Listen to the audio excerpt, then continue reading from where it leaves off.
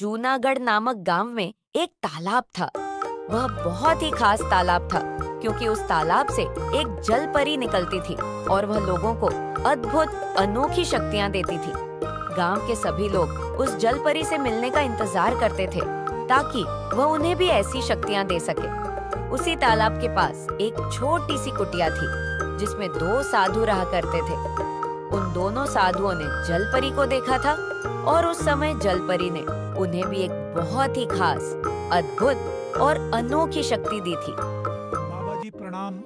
हाँ बेटा, बोलो क्या बात है। बाबा जी एक कृपा कर दीजिए। हाँ बच्चे, बताओ क्या समस्या है तुम्हारी। बाबा, जैसे आपको जल परी ने एक खास शक्ति दी है वैसे ही शक्ति मुझे भी दिलवा दीजिए ना। अरे बेटा, तुमने कितनी आसानी से कह दिया कि तुम्हें भी हमारी जैसी शक्तियां चाहिए, मगर तुम भूल रहे हो कि हमने कितनी कड़ी तपस्या की है, तब जाकर हमें यह शक्ति मिली है। हाँ बाबा जी, मैं जानता हूँ, लेकिन मैं भी कड़ी से कड़ी तपस्या करूँगा। बस मेरी ये इच्छा पूरी कर दीजिए। अच्छा ठीक है बेटा, हम इस पर विचार करेंगे। अभी तुम जाओ। दरअसल उन दोनों की अद्भुत शक्ति यह थी कि वे तालाब के पानी के ऊपर चल सकते थे, वह भी बिना किसी सहारे के। यह शक्ति उन्हें उसी तालाब में रहने वाली जलपरी ने दी थी। अगले दिन गांव के लोग उनकी यह अद्भुत शक्ति देखने आने वाले थे। ये कौन सी नई बात है? हर कुछ दिनों में तो लोग यह देखने आते ही हैं। अच्छा है, कम से कम कुछ दान भी तो मिल जाता है। कल तैयार रहना, शाम को तालाब के पास हम उन्हें पानी पर चलकर दिखाएंगे।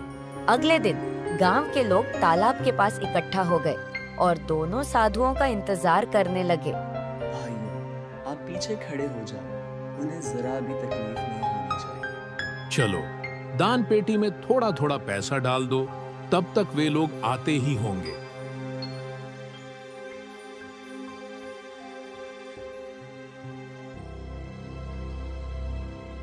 कुछ देर में दोनों साधु वहां आ गए।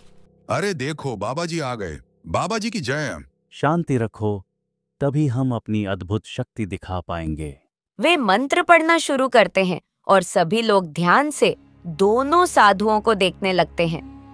कुछ मिनट बाद पहले एक साधु पानी पर चलता है, फिर दूसरा।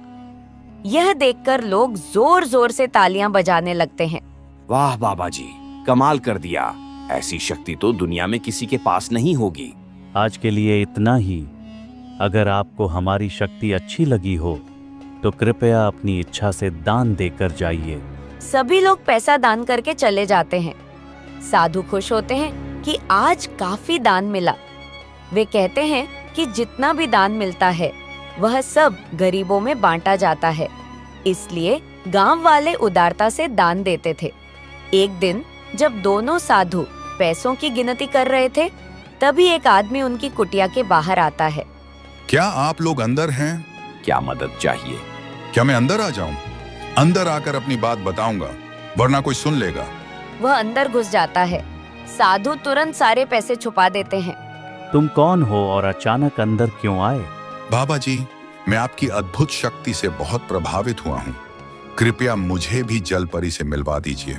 यह कोई आम चीज नहीं है, इसके लिए कड़ी तपस्या करनी पड़ती है। बाबा जी, मैं जो कहेंगे वह करूंगा, बस मेरी इच्छा पूरी कर दीजिए। ठीक है, जाओ, हम सोचकर बताएंगे।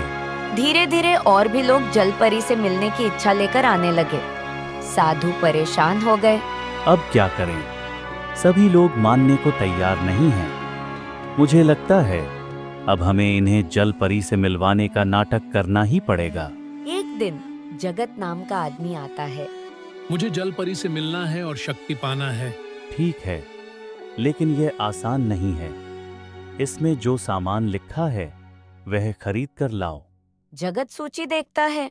5 लीटर घी, 4 लाल साड़ियां, 4 डब्बे चूड़ियां, 2 सोने की बालियां, इतना सारा सामान। लेकिन जलपरी से मिलने के लिए इतना तो करना ही पड़ेगा। वह सामान लाकर देता है तो साधु कहते हैं, अरे हवन का सामान तो लाए ही नहीं, वह भी लाओ। जगत फिर से बाजार जाता है और हवन का सामान भी ले आता है। अब सब तैयार है। आज से हवन शुरू करते हैं। 7वें दिन जल परी आएगी। 7वें दिन वे जगत को तालाब के पास ले जाते हैं, मंत्र पढ़ते हैं और कहते हैं, वह तुमसे प्रसन्न नहीं हुई। शायद तुमने कुछ पाप किया होगा, इसलिए वह तुम्हें नहीं दिखी। तो जो सामान मैंने दिया था उसका क्या? वह तो जल परी के नाम चढ़ गया, अब वह वापस नहीं होगा। जगत दुखी होकर चला जाता है। साधु गांव के लोगों से ऐसे ही बहाने बनाकर सामान और दान लेते रहते हैं।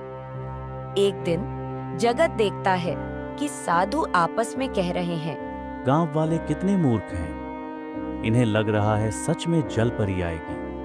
जब कोई जल परी है ही नहीं तो आएगी कहां से।